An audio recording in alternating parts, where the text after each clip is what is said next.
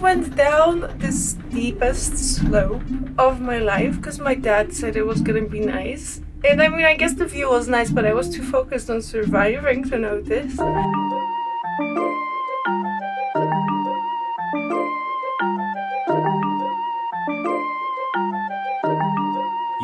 Anyways, okay, I wanted to tell you the story of me learning snowboard, but turns out it's a bit hard to film yourself snowboarding.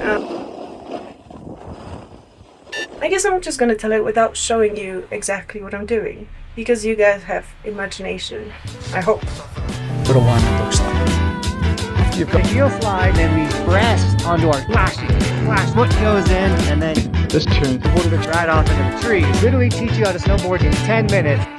So here I am on this ski lift, and I realized that the only experience I could count towards snowboarding would be owning a skateboard for 2 months in Alaska and whatever this is. I think you could call it surfing. I did consider getting a lesson, but when I saw the prices, I just watched a tutorial. I'm gonna literally teach you how to snowboard in 10 minutes. 10 minutes. And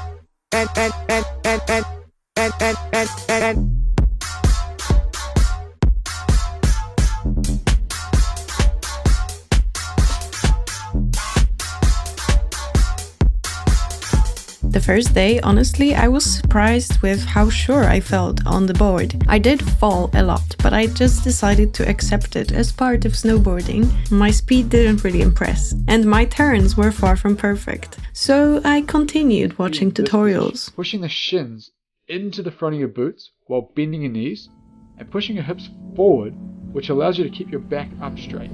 The next 2 days happened to be so foggy I could barely see where I'm going. I have to say, it was the surest I've ever been while snowboarding. Turns out, if you can't see the moguls or the people, you feel invincible.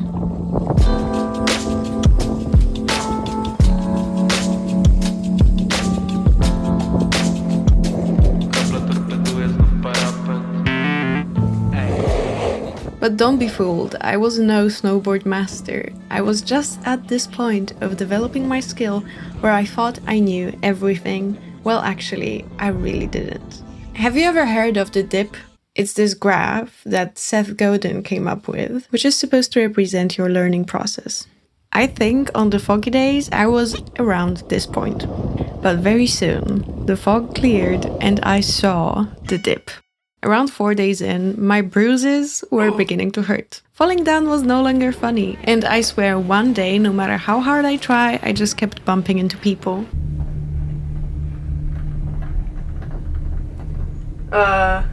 Please, Mr. Burton, don't fall. I would have to pay a lot of money if I lost you.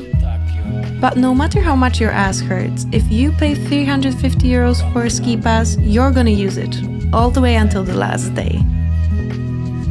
This is called counter-rotation, where your upper body and lower body become disjointed, not working in harmony, and twisting against each other to make turns happen. Czuję się jak błazen. Wszystkie oczy na mnie, a ja łapię złą fazę. Później przypominam sobie z tym drogowskazem, stawiony w stronę tego, co dyktuje frazem. Czasem czuję się jak błazen. Wszystkie oczy na mnie, a ja łapię złą fazę. Później przypominam sobie z tym drogowskazem, stawiony w stronę tego, co dyktuje frazem.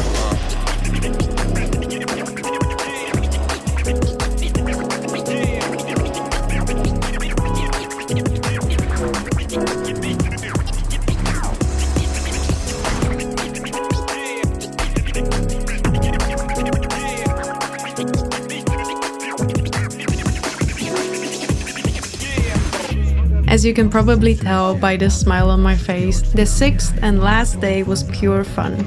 It's the end of ski season for me.